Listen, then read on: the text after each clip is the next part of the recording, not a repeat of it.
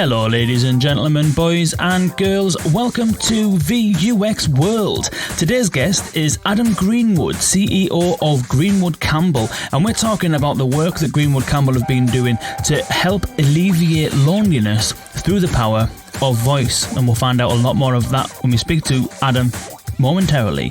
This was broadcast live on LinkedIn, so please do join me on LinkedIn. We're going to start broadcasting these on there where appropriate. Just add me on LinkedIn, search for Kane Sims, and I'll put the link to the account in the show notes as well.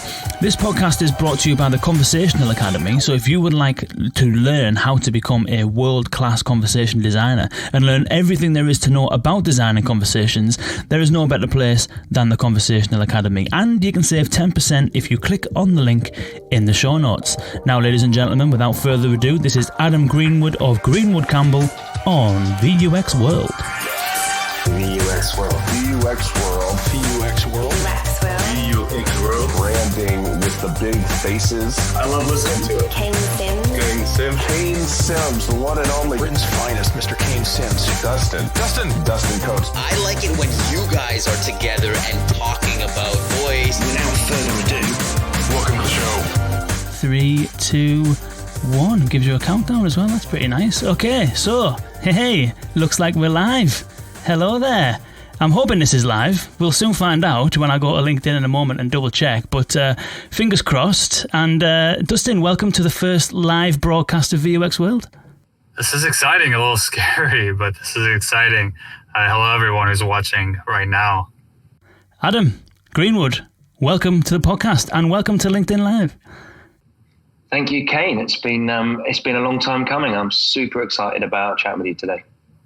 It has been a super long time coming, and I'd like to say thank you as well, actually, because you put on the Fable event, must have been 2018, maybe something like that, early on 2018, and at that event, it was the first time we met, and it was the first time I've met a whole range of people, actually, in the UK voice kind of scene. Many people I still speak to today, so thanks for all the efforts that you've been putting in.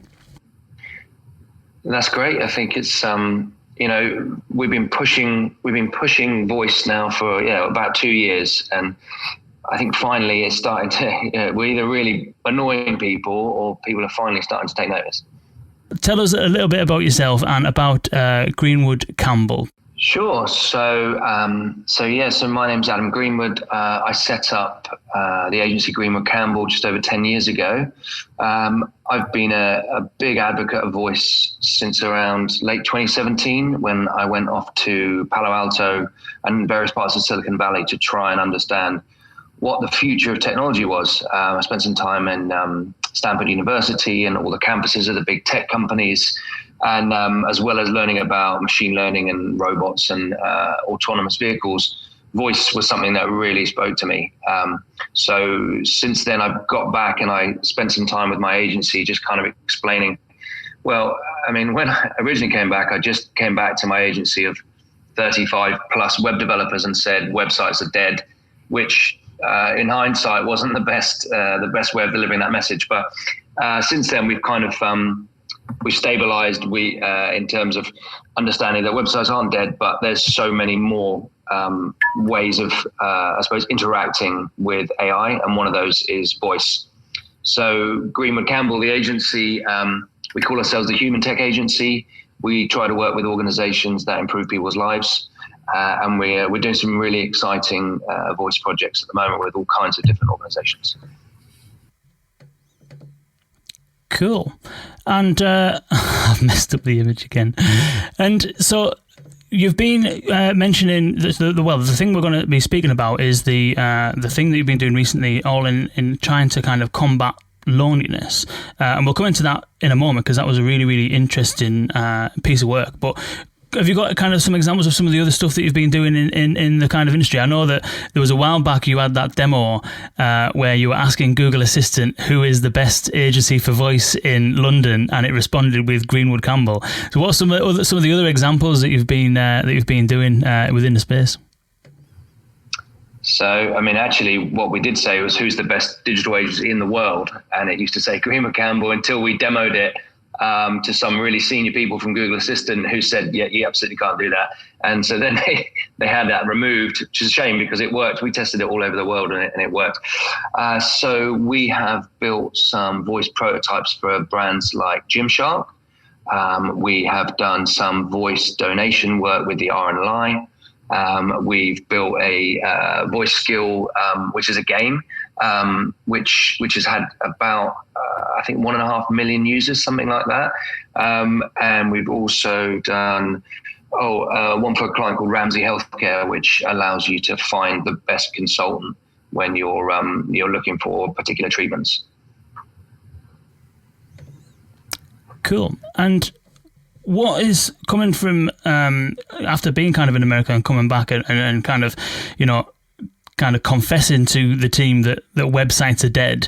What are some of the things that you kind of noticed early on? Some of the kind of early learnings of kind of working with clients and working with voice. What were some of the kind of early things that you kind of come across that maybe were different or what you might not have expected?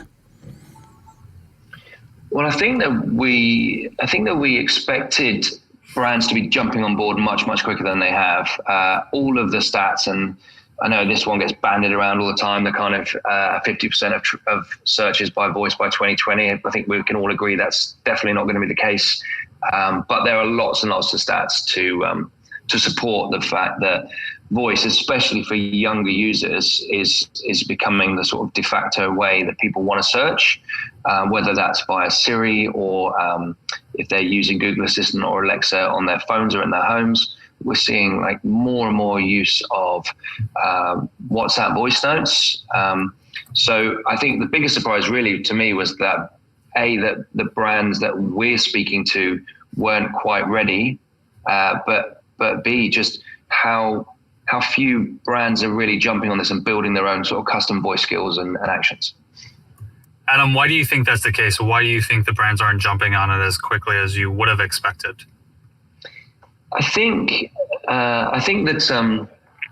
that any time that you're looking for innovation, I think brands have to be in a position where they've got some budget that they can throw at it. I think we find that even the most innovative brands, when they want to do something kind of crazy, they're still looking for sort of ROI, which I think is really the two things are very juxtaposed, innovation and ROI, because really it's about what you learn when you do something innovative as opposed to how many additional sales you can get. So I think that's part of it. I think a lot of brands are kind of focusing on business as usual, and frustratingly, when we'll be pitching to brand new clients, about pretty crazy ideas for using voice, a lot of the time those brands will say, well, show me an example where a brand like us has done something like this.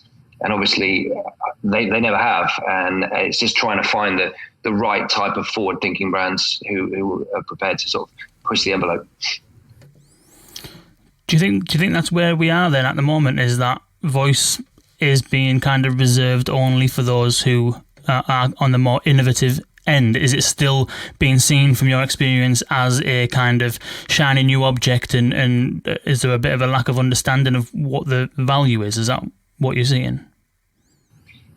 I think so. I think that one of the main issues, as you well know, guys, is discoverability. So even if you do build something, it's quite hard to find unless you're pushing it really hard and you've got the right channels to do that. And also I think, it's just about trying to find the right use cases, because I think the more voice first and screen devices that are out there, I think that's going to be much, much better for the use cases. But certainly anybody that I ask, and myself as well included, and I've got voice devices all over the home, everyone kind of uses it for the same thing, which is, timers, music, reminders, add to shopping list. But other than that, I don't know how many people are really sort of embracing the idea of either searching for or wanting to find out more or buy products directly by voice. And how are you what sort of messages are you kind of giving those brands then to sort of, are you trying to encourage them to experiment and kind of research? Is that kind of how you're approaching it, from more of a, like, let's do something to experiment with the medium or with those platforms? Is that how you're kind of pitching it to people? I think we're doing it two ways. I think part of it is, if you find a brand that you think is up for doing something that, you know, potentially award-winning and fun and innovative, then great. But also we're speaking to people about, look, this is nuts and bolts the way that you're going to have to engage with your users. And if people are searching via voice for your products and services and you're not there, then it's a huge wasted opportunity. And it's almost like, this almost feels like the kind of the Wild West, or the beginnings of when people were buying up all the domain names. It's like there are people out there searching for services, and it seems to me like the perfect time for brands to get involved, especially around certain use cases. And for me, I think anything in the kind of exploratory stage, you know, if I'm sat at the moment, you know, if I'm sat in the kitchen and I'm just curious and I want to say, you know, how much is it going to cost me to fly to Barcelona? For me, that's a great opportunity for a travel brand to engage with me and say, well, here's some top level costs. Let me send you some more information to your phone. Now, I wouldn't expect the user to then go ahead and then book the whole thing via voice, but you've just got that initial touch point with them, which you can then use additional touch points to convert them and ultimately get the business that you want. And one of the things that you have done recently, which I think was a thing that, I mean, we've been talking about doing a podcast together for months and even years, maybe even for quite a while. But one of the things that really caught my eye was the recent video that you put out are all around alleviating loneliness. And first of all, we'll get into that in more detail, but do you want to give us a bit of a synopsis of what that piece of work was and how you kind of went about it and what you did? Sure. So we work with an organisation called Alliveiating. They own about 400 care and retirement living homes around the UK. They've got about 7,500 residents, and their whole kind of key purpose has always been about alleviating loneliness in people. And one of the things that we were talking to them about was, you know, how we could potentially use technology to help this. And as we started to dive a bit deeper into how big a problem this was, we started to find some stats. And one of the worst or most, I suppose, alarming stats that we saw was Age UK saying that there's about 500,000 older people who regularly go 5 days without talking to another human being. And I think that's something that really spoke to me and to my team. We've all got either parents or grandparents that might be in a similar situation. And we wanted to just see, is there something that we could do to help with this problem? How did you approach that then? What kind of steps did you take and how did everything kind of unfold? You worked with, was it Alliveiating, you said? That's right, yeah.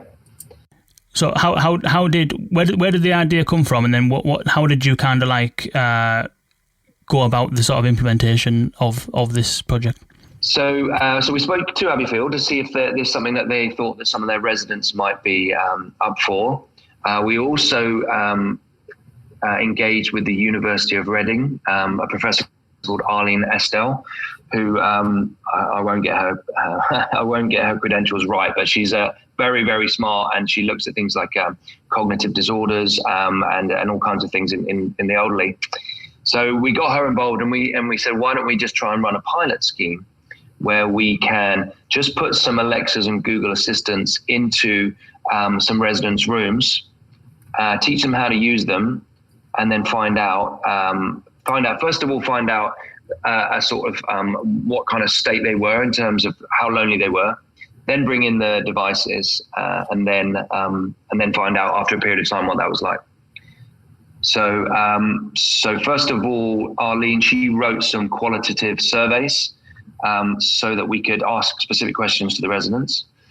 The next thing we had to do was actually get the residents comfortable enough with these devices, because first of all, the average age of the residents in this pilot was 89.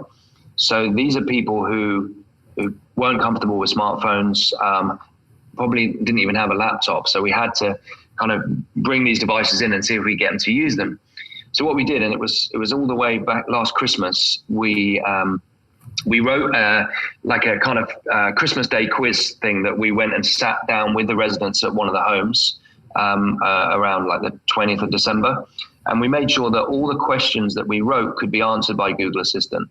And these are, typical kind of Christmas quiz questions like, I don't know, what color is Rudolph's nose? And, like what do you traditionally find in a Christmas pudding? Like real simple questions that Google can answer, but we also wanted to have quite a few sort of musical ones in there. So we went in and we hosted this quiz amongst all the residents. We went through all the questions, and then at the end, we got Google Assistant to answer the questions and also to play different songs, and we got the residents having a sing-along. So that was a great first step to get them comfortable with A, what the device was capable of doing, and B, that it wasn't kind of something to be scared of. Did you build anything else, Adam, for the Alexa devices? Did you write any other skills other than this quiz to try and alleviate loneliness? Or was the goal here just seeing if having a voice first device in the homes, in the rooms itself could alleviate loneliness? Yeah, so it was. So, I mean, after the quiz, what we wanted to do was get the devices in the residents' rooms. So no, we wanted to keep it really simple. So we didn't create any custom skills. We just wanted to see, as you said, Dustin, if the act of speaking to a virtual assistant itself could help to alleviate loneliness. And there's a lot of studies that have been done in terms of how good it is for people to actually speak. I think we all kind of are aware of where you might get an elderly couple where they've been married for 50 years and then one of the couple dies, and then the surviving spouse dies very soon after. And so, yeah, we just wanted to make it really simple and just find out if the act of speaking was enough. So some of the residents that were selected, they went through and answered all the questions, first of all. We had some amazing people. We had someone who'd lost his wife after 70 years. And he talked about, even though he was in a home, like a residential home, that after dinner, he would then go to his room and just be sat on his own, which was really hard, it was hard to watch, because this was a guy who was, in great mental and physical health, but you could see how unhappy he was. So the first week, all we did was we just introduced really simple things like how you can find out what the weather is. And then week 2, we went in and we set them up with Spotify accounts so they could listen to some music. Every week we went in and we gave them different things that they could do. And we also created these sort of cheat sheets that they could look at. They knew what to ask at different times. And how did people find it initially? Was there anything, you mentioned earlier on that, a lot of these people didn't have laptops and not necessarily kind of heavy users of technology, as you probably wouldn't expect an 80 or 90-year-old to be. Was there any, like one of the things that people always say about voice is that it's really accessible and that it's really frictionless and all that kind of stuff. Were there any challenges in getting started for these people to actually use these devices in the first place, do you think? I think if we'd have just installed them and left them to it, then I think that maybe there would have been a challenge. But I think because, I think there was half a dozen of our team were going in there once a week and actually sitting down with them and explaining how it worked. And we had guys using it to cheat on their crosswords, and we had guys, using it to listen to music. So I think that, for us, the biggest challenge would have been just leaving them to it. And obviously, if we wanted to scale this, then there would be problems, I think, there that we'd need to overcome. But because we spent so much time with them explaining how to use the devices, and once people got over the initial fear, then those challenges were eradicated. Adam, where were the residents struggling? Were there any specific areas of the interaction that caused them more issues than others? Not really. I think the biggest potential issue we had with a couple of residents was actually more kind of concerns about security. So I'm sure you guys are the same. When someone says, "Oh, I don't want, a speaker listening to me," one of the first things you can turn around and say is, "Well, you have your phone by your bed and in your pocket and everything else." But this is not something that these people were used to. So the concept of something listening to them was definitely concerning. And we did have a couple of residents who then spoke to their children, and obviously their children were probably in their 50s and 60s, who were really uncomfortable with the concept of data. And although we had we anonymized everything so that when we did look afterwards to find out what some of the key questions asked were, we anonymized all the data. We did have, I think that was probably the biggest issue was around the sort of data security and just them really understanding how it worked and what it was like to let Google and Amazon have access to so much data. So you'd brought these devices in, you had kind of got people on board with them, and every week you were going back and, increasing or at least increasing their knowledge on what these things can do. How did it pan out from there? Then how long did this go for, and what were some of the results that you ended up seeing? So in total, the residents had the speakers for 8 weeks, when in fact they kept them, but the pilot went on for 8 weeks. And what we did after the 8 weeks was we sat down and we asked them the same set of questions. And because it was qualitative, each kind of set of questions was much more kind of around a conversation. It wasn't a kind of how, on a scale of 1 to 10, how lonely do you feel? But all of the residents said that they felt that they had a friend in the room, that it was great to have someone to talk to. They felt less alone. One lady who was just said that she didn't want to give it back. So, altogether, it was really successful in terms of everybody who used it got a really positive reaction and felt much more positive about having this device in the room. That's interesting because there's lots of not lots actually, there's not that many rather, but I've seen other examples where they've put people have put voice assistants in like residential homes, and we've had Heidi Culbertson on the podcast in the past from Ask Marvee. She does a lot of work with older adults and voice, and one of the things that was found was that even just having the speaker in the room and doing something as simple as playing music, not only was it good because people can listen to songs from whenever the era is, that they won't be readily available on Radio 1 or whatever, but also it stimulated a conversation between them. So if there's a group of people, there's a smart speaker, they play music, and all of a sudden it's like, oh, well, I went to see this group at such and such a place, and this reminds me of when I first started dating my husband. And it kind of like stimulates more social interaction amongst the people there. Did you notice, or were you looking for anything similar in terms of like additional benefits you might have seen over and above what you were initially setting out to do? Yeah, I think that's a great point as well, because we know that this is never going to be a replacement for real conversation, and I think this is kind of a case of trying to augment conversations when people don't have the time to spend with their relatives or their loved ones. I watched a TED talk recently by I forget his name. I'll share it with you later. He's a Harvard professor, and he's running a study on men that's been going for 75 years, and they were looking at every aspect of these different men from the Boston area. So they looked at and they started with some guys are all at Harvard, so relatively privileged, and some kids who were from the poorest areas of Boston. And over time, they then started to study their children, and a lot of these original guys are now dead. They looked at every aspect of their lives: their mental, physical health, their wealth, their status. And the thing that the one key finding from this about what is the key to living a long, happy, healthy life was the amount of connections that you have. And this is not just social media connections. This is relationships and the health of your relationships.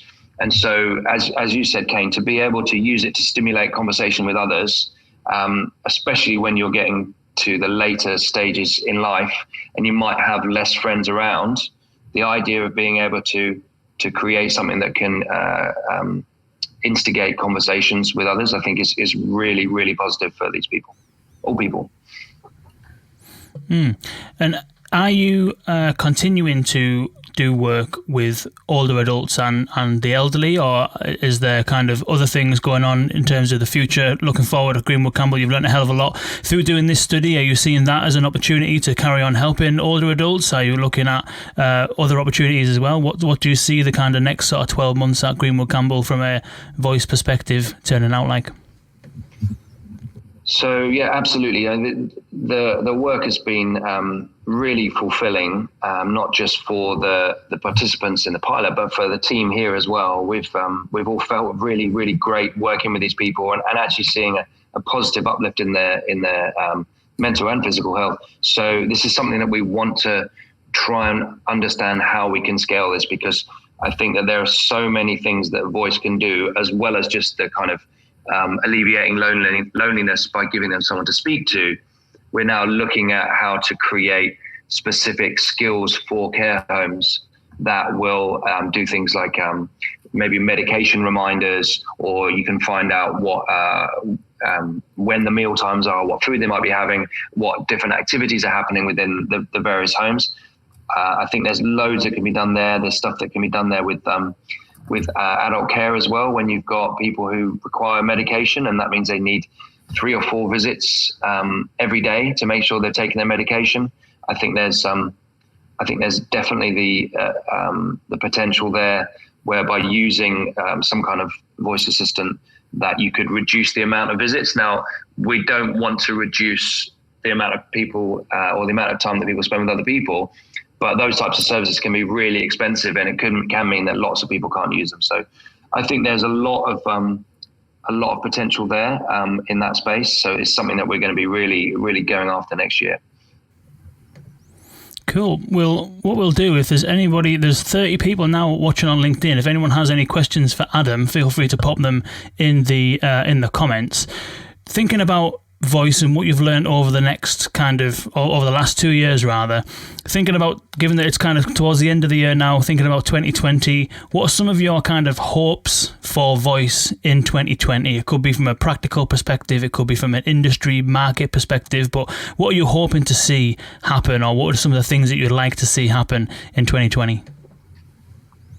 I think just more and more support from the vendors.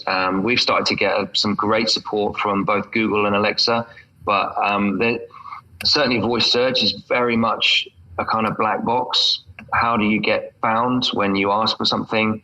I think that we still need to see some strategy around voice searches, specifically on Google, because at the moment, if you type a search in your phone or your laptop, you're going to get half a dozen paid results around your organic results. How is that going to work with voice? I think that's going to be really interesting. It'd be good to see some strategy around that, so that we can advise our clients on how to do it. And then I think just general discoverability as well, because there are thousands and thousands of skills and apps that have been built on both Google and Alexa, which don't really get found and don't really get used. So I think that the more that the voice development community can get together and learn about this, and the more that the vendors can support us, I think the better for voice. And I also think that the more devices that we can have in our homes, the more microphones we can have, the more screens that we can have, will definitely improve the user experience for anybody who's using voice. Adam, you care a lot about social good. You care about a lot about using technology to help people. And so in your opinion, would you say that voice has been a net positive, a net negative, or so far neutral for human happiness? I think that's a great question. I don't know. It probably sits around neutral. I think that there are I think that there's some benefits, especially when we're looking at much younger children and much older people, because it removes the issues with interface that some people can have. Because if you're able to speak, then that's great. I think also we've seen for people with disabilities. So a kind of something I always talk about is where I was talking to somebody about how great it was that I could switch my lights on and off at home, and a friend of mine saying, well, what's wrong with the light switch? And then I just said to him, well, but there's so many people in the world who can't use a light switch. This is a game changer for them. There's people who can't get out of their chairs. They can't operate anything, whether it's curtains or anything else. So I think that there are certain groups in society who are getting massive benefit from voice. And I think that over time it's going to be positive for everybody. Cool. Dustin, any final thoughts? We're not getting any questions from LinkedIn thus far, and I know we've got a 5:30 finish. So any final thoughts or questions for Adam? Adam, really appreciate you coming on. I think it's great that you're thinking about this from a different perspective. I know you mentioned you work in business, you have an agency, and so certainly the ROI is interesting to you and you care about that. But to have someone thinking about how we can use this technology for good is very interesting and very useful and very needed as well. Great. Well, yeah, it's I think, we've all seen Simon Sinek start with a why, and I think purpose is so important for everybody. It's like the ultimate existential question is, what's the meaning of life? Why am I here? So to be able to create some purpose in my organization that my team are really behind, and I'm really behind, is great. It means that coming to work is a real pleasure. And we've got we have got a question from Sean Gilligan, actually.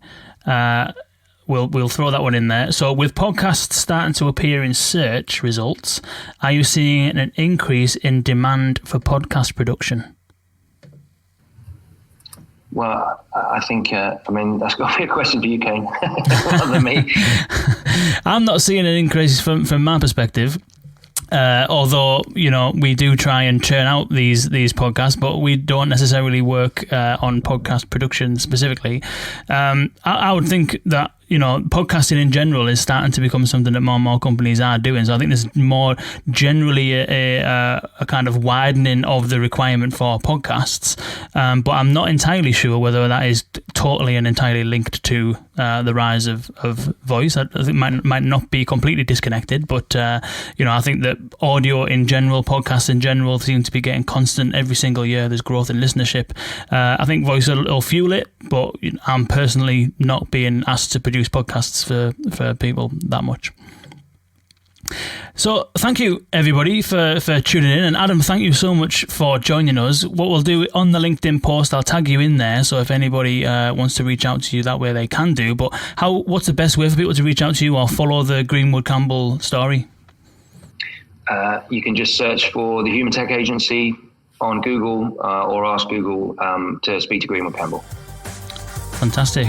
And Adam, this has been long overdue and an absolute pleasure.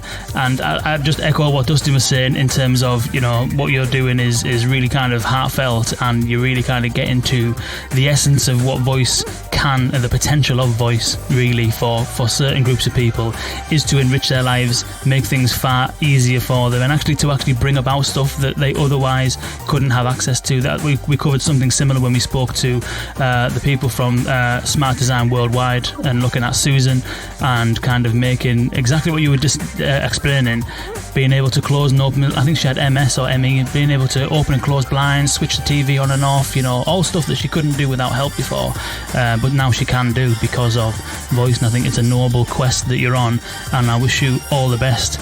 Ladies and gentlemen, thank you so much for tuning in. This will be out on the podcast tomorrow, and apologies for the editing issues towards the very beginning. First time ever using this tool to broadcast a podcast episode, but I'm sure it will get better over time. The next episode will be with Sarah Andrew Wilson of Matchbox. That'll be next Monday, similar kind of time, maybe an hour or two later, so we hope to see you then, and hopefully the editing and production will be a little bit smoother. So until next time, Dustin, it's always a pleasure as always, and until next time, boys and girls, see you later.